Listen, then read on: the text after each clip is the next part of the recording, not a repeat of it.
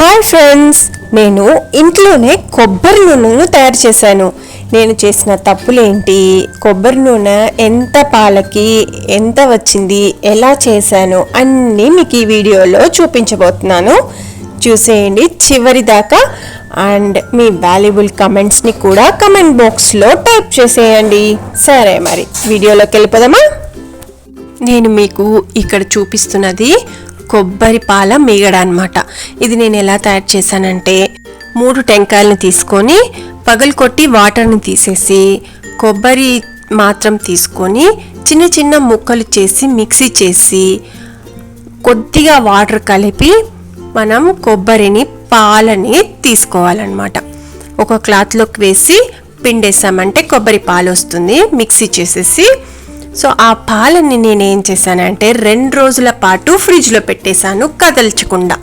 అప్పుడు మనకి పైనంతా కొబ్బరి మీగడ లాగా తయారవుతుంది, కింద వాటర్ ఉండిపోతుంది. ఆ వాటర్ని మనం వంపేసి ఇప్పుడు నేను చూపిస్తున్న విధంగా మీగడంతా తీసేసుకొని స్టవ్ మీద పెట్టి ఒక 2 మినిట్స్ హై ఫ్లేమ్లో ఉడికించి తర్వాత మొత్తం సిమ్లోనే చేసుకోవాలి.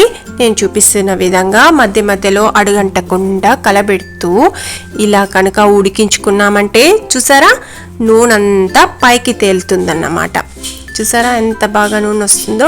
సో మనం ఇలా చూసినప్పుడు మనకి నూనె బాగా విడుస్తుంది అనుకున్నంత వరకు మనం ఉడికించుకుంటూనే, హల్వా చేసుకుంటాం కదా అలా ఉడికించుకుంటూనే ఉండాలి మనం వడగట్టుకున్న కొబ్బరి పాలని.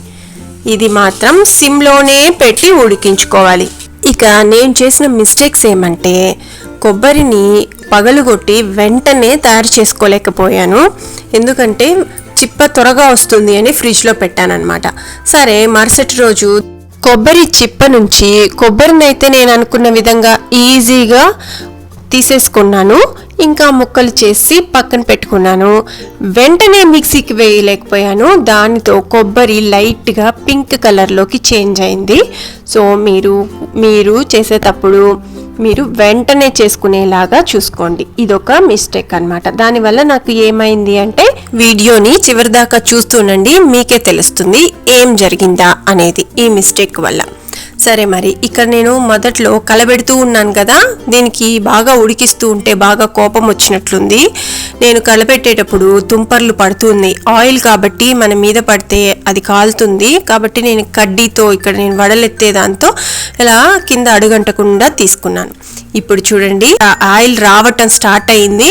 నేను మధ్యలో కలబెడుతూ పూర్తిగా ఒకేసారి ఆయిల్ వచ్చాక తీసేసుకుందాం బయటకి అని చూస్తే బాగా కోపంగా ఉంది, నా మీద వచ్చి పడుతుంది అనమాట కలబెడుతూ ఉంటే. సరే అని చెప్పి నేను దాని కోపం తగ్గించేకి వచ్చిన ఆయిల్ అన్నిటిని ఒక గిన్నెలోకి తీసుకుంటూ వచ్చేసాను.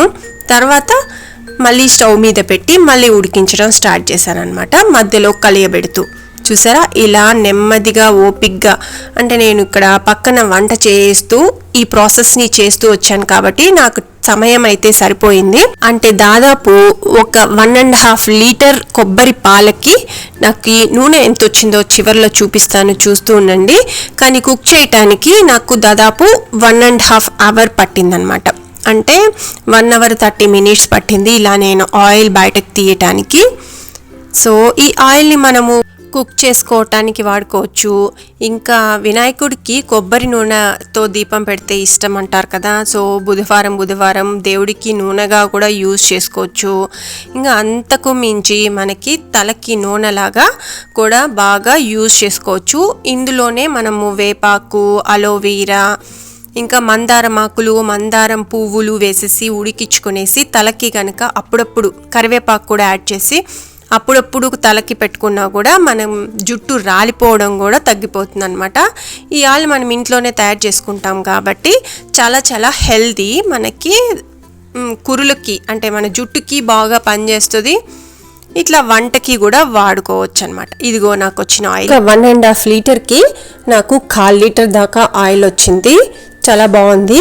నేను చేసిన మిస్టేక్ వల్ల ఆయిల్ కలర్ పింక్గా మారింది. చూసారా, గమనించారా? అదన్నమాట విషయం. లేకపోతే నేను ఎప్పుడు చేసినా వైట్గా వచ్చేది. ఇవాళ కొద్దిగా లేట్ చేసినందువల్ల ఆయిల్ పింకిష్గా వచ్చింది. మరో మంచి విషయం, ఈ పిప్పి మిగిలింది కదా, ఇందులోకి పసుపు, గోధుమ పిండి, బియ్య పిండి వేసి స్నానం చేసే ముందు బాడీకి అప్లై చేస్తే మంచి మాయిశ్చరైజర్. మరో వీడియోతో మళ్ళీ కలుద్దాం. బాయ్.